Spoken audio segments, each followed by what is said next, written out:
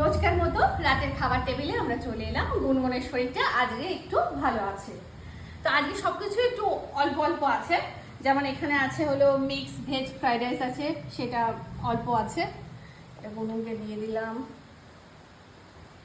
আচ্ছা, এখানে আছে হলো ওবেলা বানিয়েছিলাম হলো চিলি প্রন, সেটা অল্প আছে। আর কালকে দই চিকেন বানিয়েছিলাম, সেটাও একটুখানি আছে। আর এখানে আমি সেই জন্য বানিয়েছি হলো ডাল সেদ্ধ, মুসুর ডাল সেদ্ধ, আলু সেদ্ধ একটু বানিয়েছিলাম। ডাল আর আলু সেদ্ধের সাথে ভেবেছিলাম হলো ডিমের অমলেট করবো। কেন বানালে না ডিমের অমলেট? ডিমের অমলেট বানালাম না এই কারণে, সেটা হলো তোমার থালাও দেখছি না, আজকে আমি খাবো না, কারণ আমি একটু বেরিয়েছিলাম, তো সেখান থেকে খেয়ে এসেছি।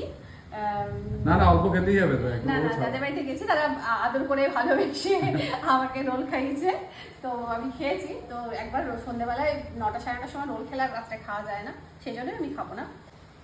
মনে হয় চিলি প্রনটা দিয়ে দিলাম। ফাটাফাটি কম্বিনেশন। হ্যাঁ, ফাটাফাটি কম্বিনেশন। তো আজকে মোটামুটি এই দিয়ে হচ্ছে আমাদের রাতের খাওয়া দাওয়া। শুভরাত্রি।